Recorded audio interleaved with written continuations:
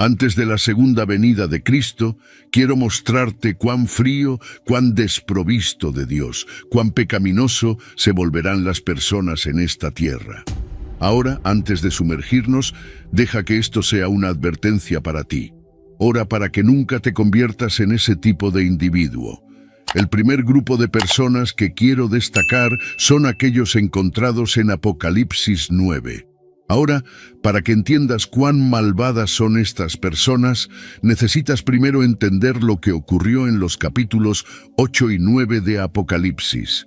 Ahora, para contexto, el mundo pasa por 7 juicios de trompeta que ocurren durante el período de la tribulación, después del rapto de la iglesia.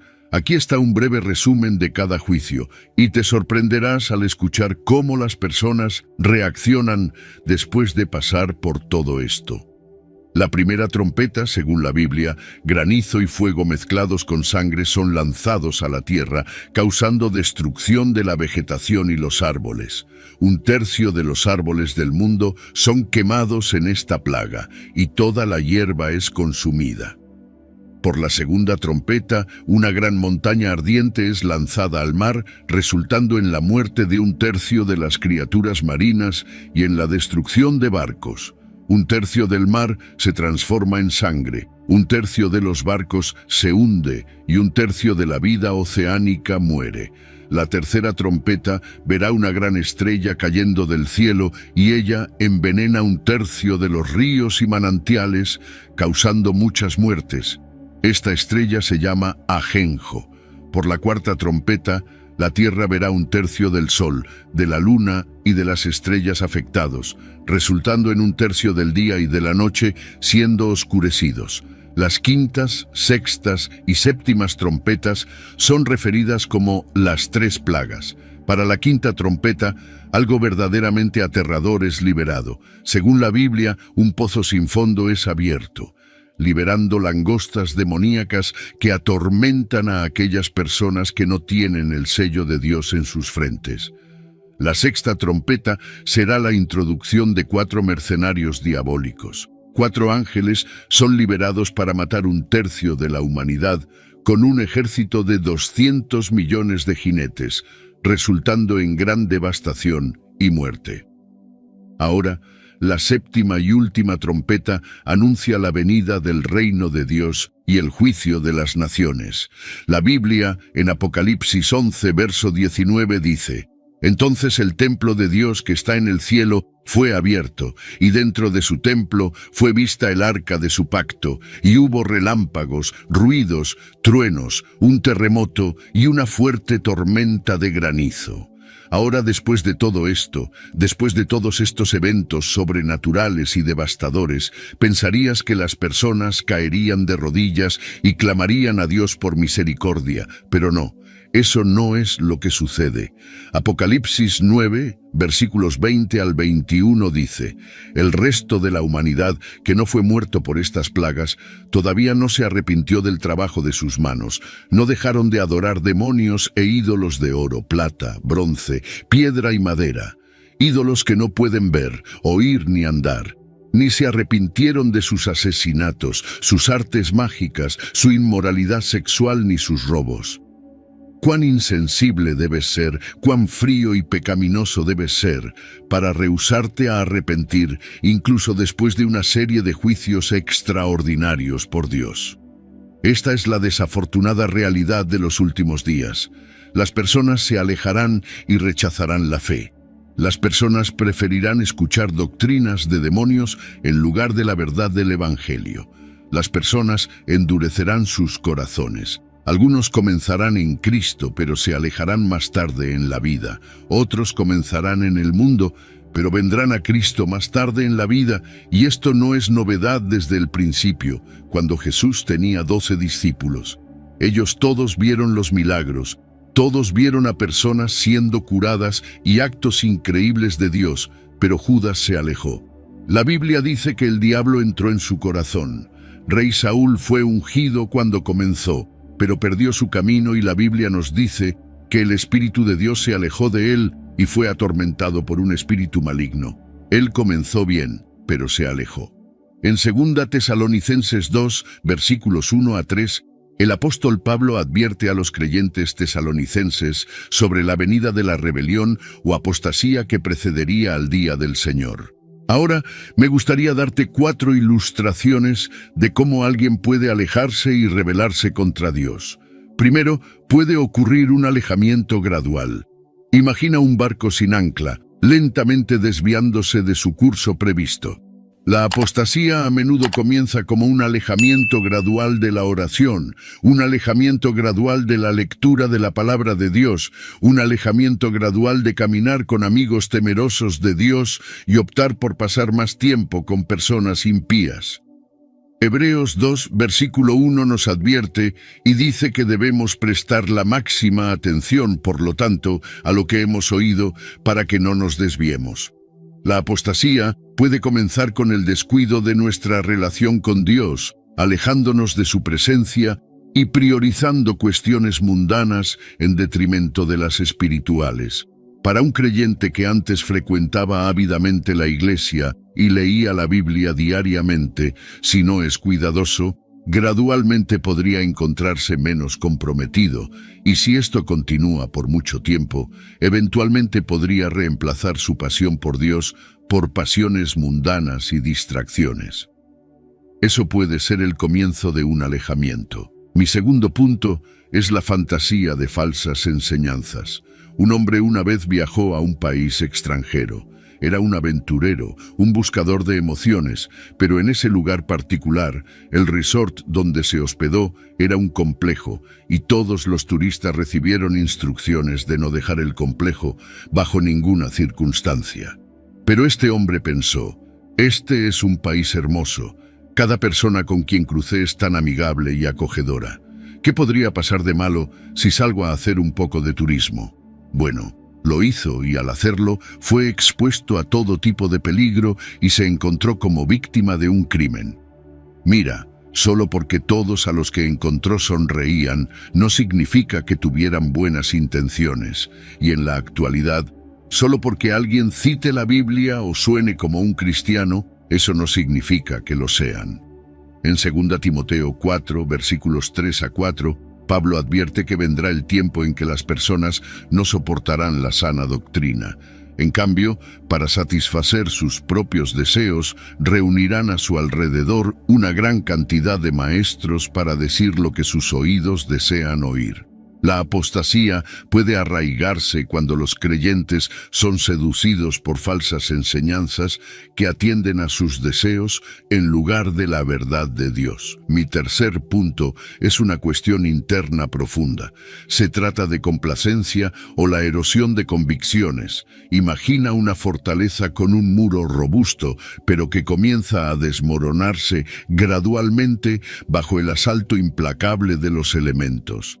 La apostasía puede ocurrir cuando las convicciones de un creyente son erosionadas con el tiempo, a menudo debido a la presión de los compañeros, normas sociales, un deseo de encajar o compromiso.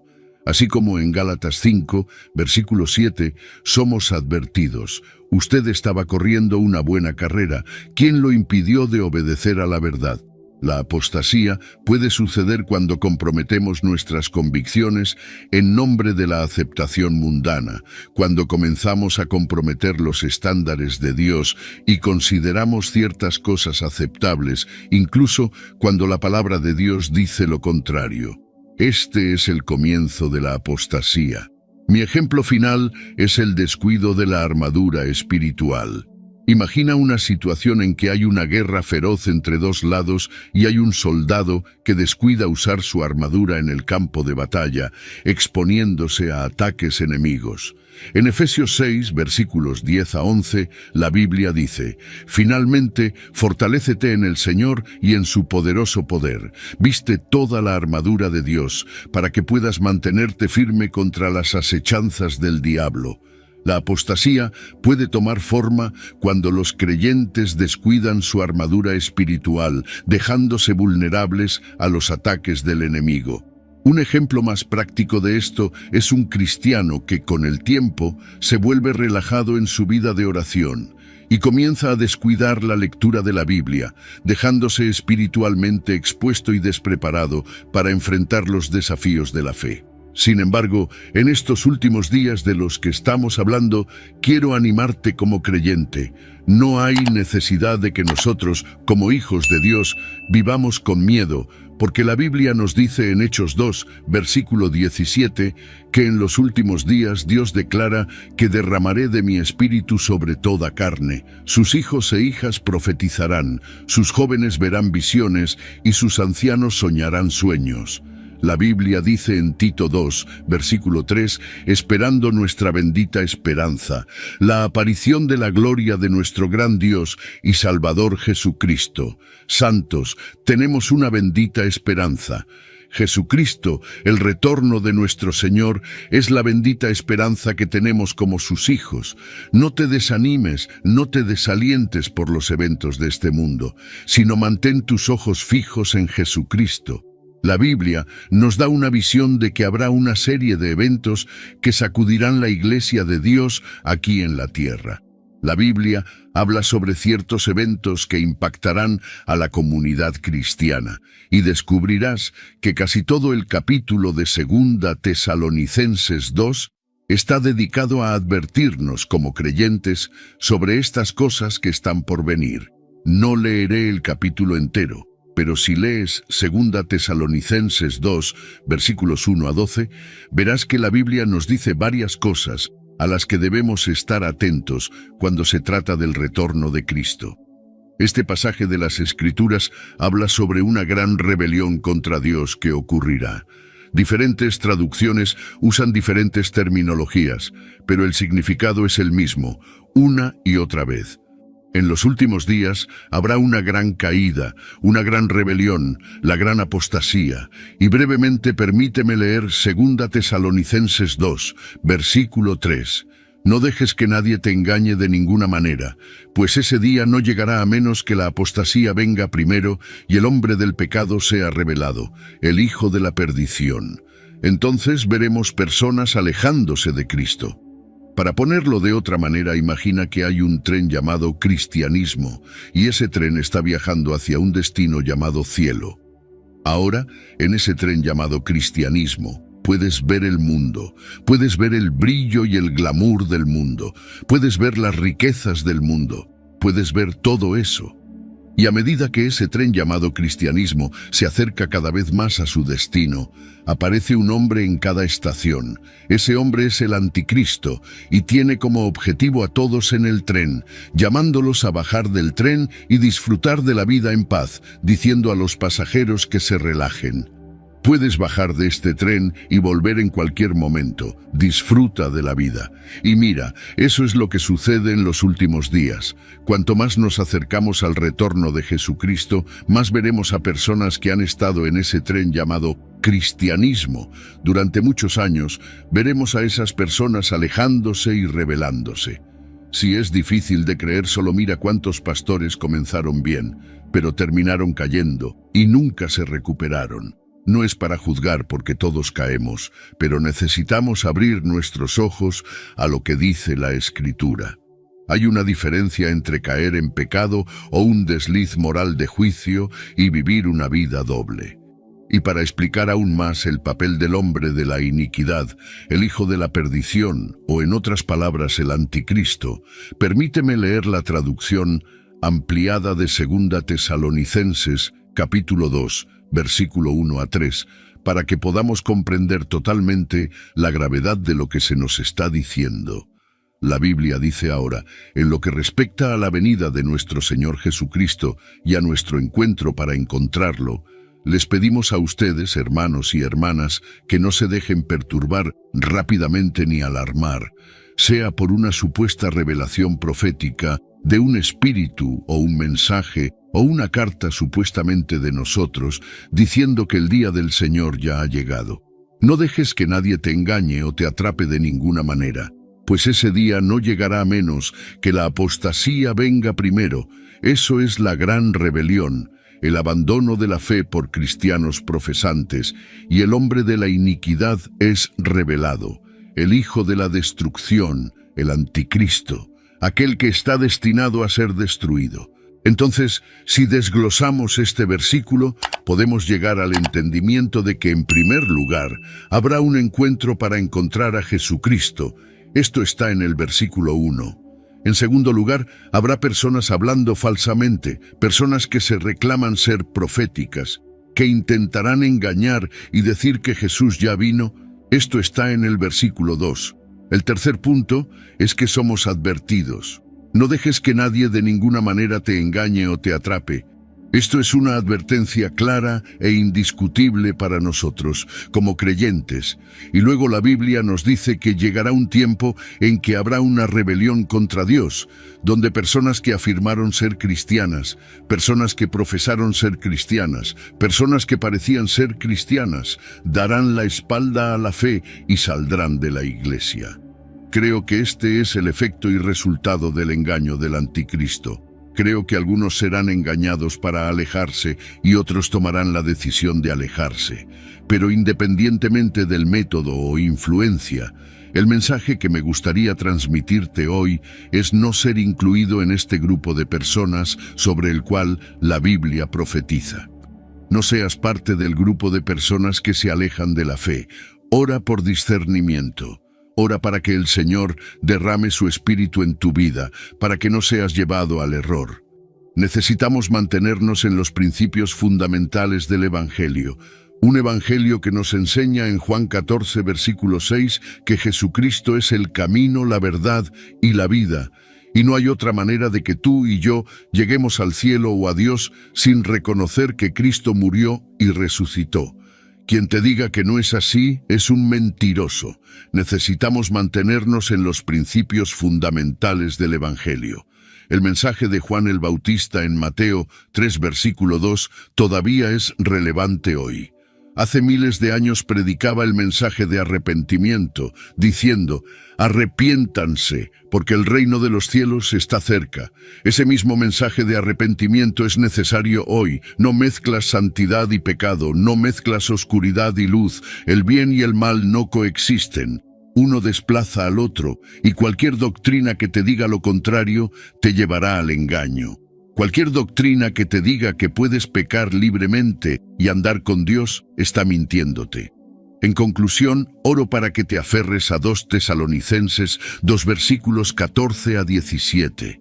Para esto, Él te llamó por medio de nuestro Evangelio, para que puedas obtener la gloria de nuestro Señor Jesucristo. Entonces, hermanos, permanezcan firmes y mantengan las tradiciones que fueron enseñadas por nosotros, ya sea por nuestra palabra hablada o por nuestra carta. Ahora, que el propio Señor Jesucristo y Dios, nuestro Padre, que nos amó y nos dio eterno consuelo y buena esperanza por gracia, conforten sus corazones y los establezcan en toda buena obra y palabra. Un grupo de estudiantes cristianos fue preguntado sobre cuántos de ustedes creen en señales y maravillas. Alguien rápidamente dijo que depende de quiénes sean, del diablo o de Jesús. El profesor respondió y dijo: independientemente de quiénes sean, ¿cuántos de ustedes creen que señales y maravillas pueden suceder? Todas las manos se levantaron inmediatamente. Luego preguntó: entonces, ¿creen que Jesucristo puede realizar señales y maravillas? La clase estuvo de acuerdo. Sí, Él puede. Entonces, el profesor preguntó: ¿creen que el diablo puede realizar señales y maravillas? Los estudiantes respondieron con vacilación, sin mucha convicción sobre la respuesta a esta pregunta. La mayoría levantó las manos. Entonces el profesor dijo con audacia, Mateo 24, versículo 24, porque se levantarán falsos cristos y falsos profetas, y mostrarán grandes señales y maravillas, de modo que, de ser posible, engañarán incluso a los elegidos. Ustedes ven, muchas personas creen que solo Jesús puede realizar grandes señales y maravillas. Sin embargo, esto también es cierto para el diablo. La Biblia dice que mi pueblo perece por falta de conocimiento, y si no tienes el conocimiento que está en la Biblia, el conocimiento que revela cómo el diablo es capaz de realizar grandes señales y maravillas, entonces, ¿cómo distinguirás la obra de Dios? y la obra de Satanás. Segundo Tesalonicenses 2 versículos 9 y 10 dice: la venida del impío es por la actividad de Satanás, con todo poder y señales y maravillas falsas, y con toda engañosa perversidad para aquellos que están pereciendo porque se rehúsan a amar la verdad y ser salvados. Ahora, escucha esto con atención, con todo poder y señales y maravillas falsas, y con toda engañosa perversidad, santos de Dios. Hay un gran mal entre nosotros, y ese mal es llamado engaño, diseñado por el enemigo en un intento de engañarnos, de hacernos creer en el mal como bueno. Entonces la tarea en manos para todos los creyentes es cómo distinguir lo divino de lo diabólico. Primera de Juan 4, versículos 1 a 3 dice: amados, no crean en todo espíritu, sino prueben los espíritus para ver si son de Dios, pues muchos falsos profetas han salido al mundo. Por esto conocen el Espíritu de Dios. Todo espíritu que confiesa que Jesucristo ha venido en carne es de Dios, y todo espíritu que no confiesa a Jesús no es de Dios. Este es el espíritu del anticristo, del cual ustedes han oído que venía y ahora ya está en el mundo. Entonces, ves, si estás por ver grandes señales y maravillas, prueba los espíritus y puedes estar preguntándote, bueno, ¿cómo exactamente pruebo los espíritus? ¿Qué hago?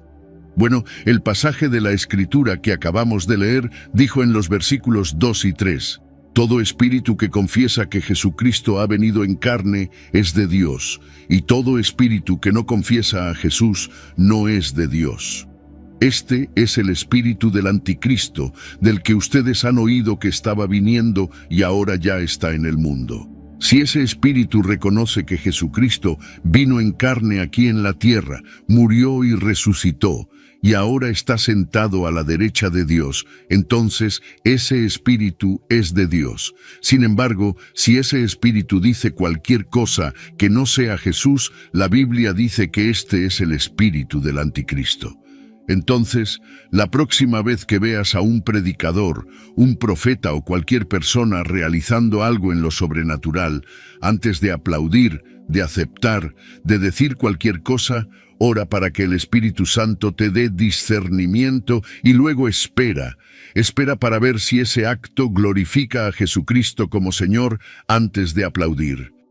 Prueba el Espíritu para ver si confiesa que Jesucristo es Señor. Prueba si ese milagro, esa cura, ese acto o maravilla realmente glorifica a Dios, o si está exaltando a esa persona. ¿Está siendo Dios glorificado y honrado? ¿O es el hombre o mujer en el escenario diciendo, mírenme, puedo hacer esto todo el día? Necesitamos probar los espíritus y creo que la mayoría de las señales y maravillas del diablo se reducen a 4 objetivos principales: dinero, fama, placer y poder. El diablo realizará señales y maravillas a través de personas movidas por uno de esos objetivos. Primera de Juan 4 versículos 4 a 6 dice: hijitos, ustedes son de Dios y han vencido a esos, porque el que está en ustedes es mayor que el que está en el mundo. Ellos son del mundo, por eso hablan conforme al mundo y el mundo los escucha. Nosotros somos de Dios. Quien conoce a Dios nos escucha. Quien no es de Dios no nos escucha.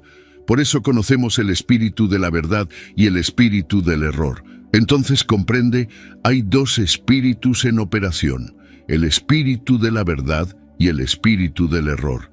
El espíritu del error está en el mundo, es el espíritu del anticristo, y la Biblia claramente dice que ellos hablan del mundo y el mundo los escucha. Sin embargo, tú y yo no somos del mundo. Como hijos de Dios, la Biblia nos dice que nosotros los vencemos porque mayor es el que está en nosotros que el que está en el mundo. Entonces, prueba los espíritus antes de permitir que alguien se presente ante ti como un hombre o mujer de Dios. Ora por sensibilidad. Ora para que el Espíritu Santo te guíe en la verdad, para que no seas desviado. Hay personas de Dios ahí afuera, personas que están siendo poderosamente usadas por el Señor de varias maneras. Sin embargo, también hay aquellos enviados por el diablo para crear confusión, para crear una ilusión de verdad, cuando en realidad es engaño. Por lo tanto, te animo, Debemos ser un pueblo unido con el Espíritu de la verdad. Debemos ser un pueblo lleno del Espíritu Santo. Debemos ser un pueblo que prueba los espíritus. Debemos ser un pueblo gobernado por la verdad, que es Jesucristo. Aunque vivimos en este mundo, no debemos luchar nuestras batallas como el mundo. De hecho, las armas que tenemos disponibles no son armas físicas, sino observe cómo la Biblia dice que las armas de nuestra milicia no son carnales, sino poderosas en Dios. La palabra de Dios es una de las armas que tenemos como hijos de Dios, es un arma poderosa. Los conflictos que enfrentas, las batallas que enfrentas, el Señor tiene la última palabra sobre todo eso. Por lo tanto, te animo, pueblo de Dios, a confiar en Dios. Confiar en la palabra del Señor, confiar en sus promesas y tendrás la victoria. Nadie es tan santo, tan salvado, que no tenga cosas internas y privadas con las que está lidiando. La Biblia dice que aquellos que pertenecen a Cristo Jesús han crucificado la carne con sus pasiones y deseos. Este versículo trata sobre identificar ese pecado interno, ese deseo no santo, esa pasión dañina, y luego decir no a eso. Llega al punto en que dices, mi amor por Dios es mayor que mi amor por cualquier otra cosa. Así es como crucificas tu carne, identificando tu bastión.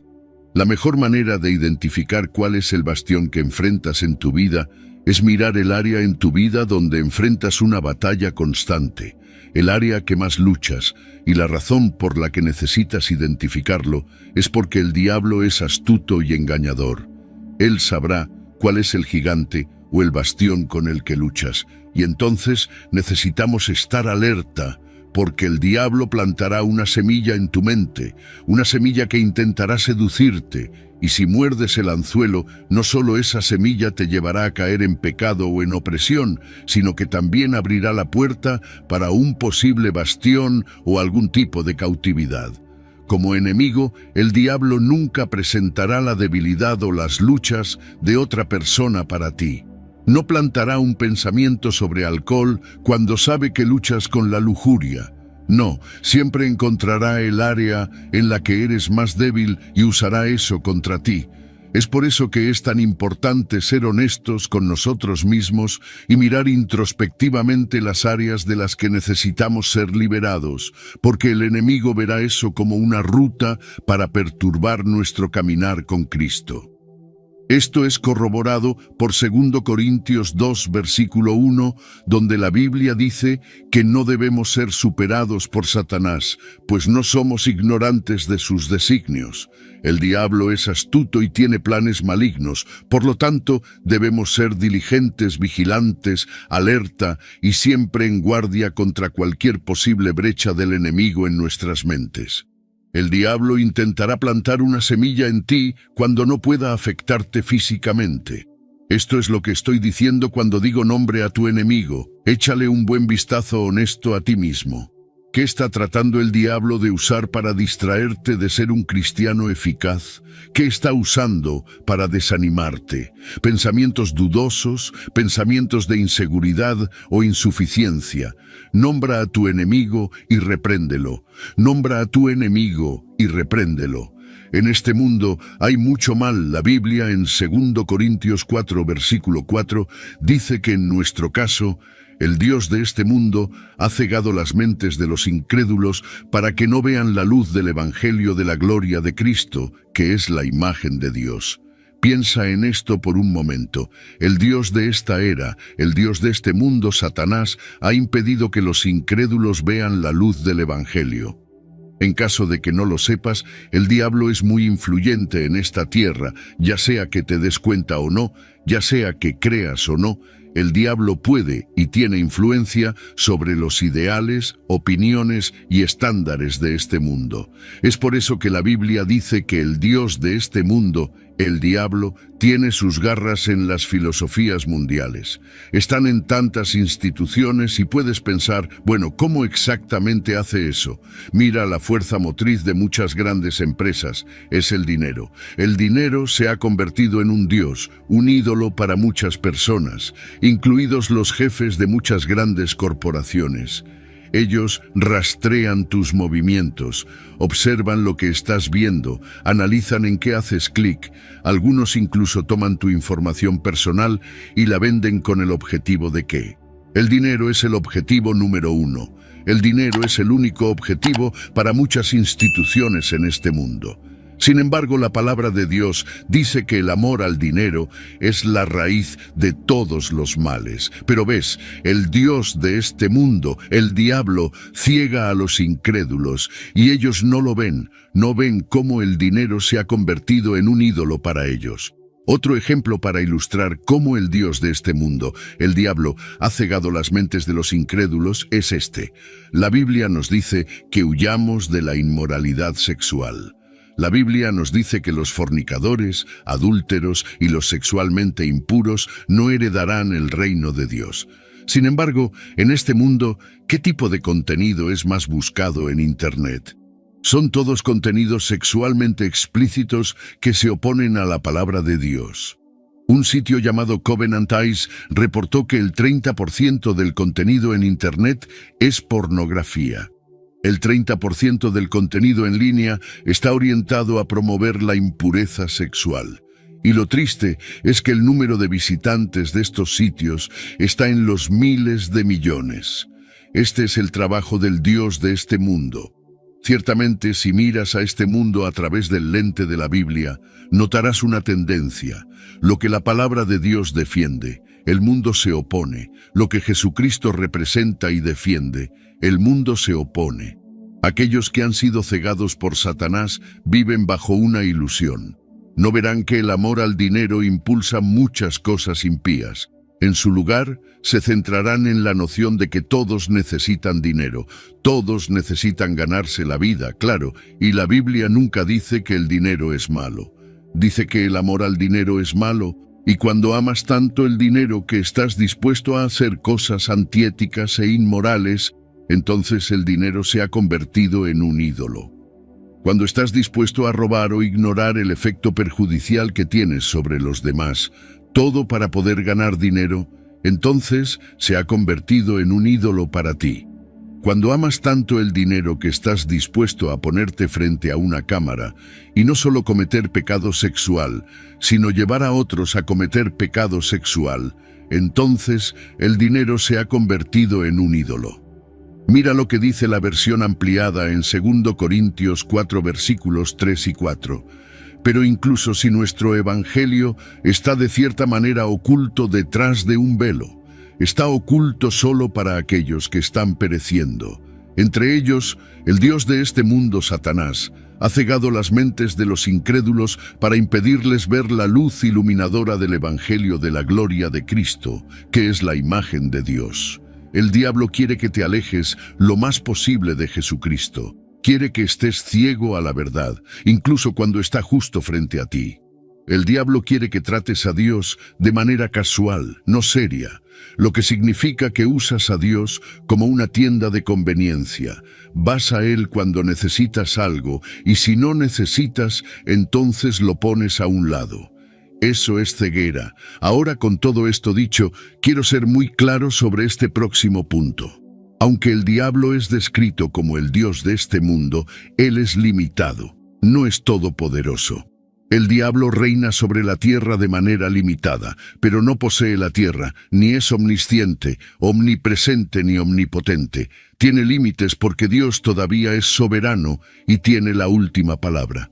Apocalipsis 12, versículo 12 dice: Alegraos, oh cielos, y vosotros que en ellos habitáis, pero ay de la tierra y del mar, porque el diablo ha descendido a vosotros con gran ira, sabiendo que le queda poco tiempo. El tiempo del diablo en la tierra es corto, y lo que quiero que entiendas es que Hebreos 12, versículo 2 dice: mirando firmemente a Jesús, el autor y consumador de la fe, quien a cambio de la alegría que se le propuso, soportó la cruz, despreciando la vergüenza, y se sentó a la derecha del trono de Dios. Cuando miras a Jesús, no hay diablo, ni demonio que pueda cegarte. Cuando miras a Jesús, no puede haber amor por el dinero en tu corazón, porque tu amor por Cristo es mayor. Cuando miras a Jesús, no puedes ser cegado, distraído o llevado por la inmoralidad, pecado, codicia o placer. Te animo a realmente enfocarte, a estar fijado en el Señor. De esta manera no puedes equivocarte. Este mundo necesita creyentes llenos de Cristo, necesita creyentes llenos del Espíritu que puedan ser la sal de la tierra y la luz del mundo. Está tan lleno de la palabra que la luz de Jesucristo brille a través de ti hacia este mundo.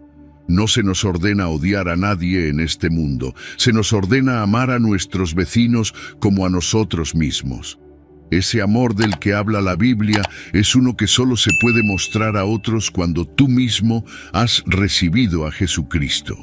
Los incrédulos pueden ser cegados por el Dios de este mundo, pero como cristianos necesitamos asegurarnos de que estamos desbordando del amor de Jesucristo de tal manera que tendrán que ver la verdad, tendrán que ver el camino hacia la vida eterna. Si disfrutas nuestro contenido y quieres tener una experiencia aún más completa, considera convertirte en miembro del canal. Como miembro, tendrás acceso a una serie de beneficios exclusivos, además de ayudarnos a continuar creando estos videos que amas. Si te gustó este video y quieres entender más sobre la batalla espiritual, te invito a ver el video que aparecerá en la pantalla, donde hablamos sobre una cuestión intrigante, sobre por qué Dios no puede matar a Satanás y a los ángeles caídos. Descubre las razones espirituales detrás de esta cuestión y cómo se relaciona con el propósito divino. No te lo pierdas.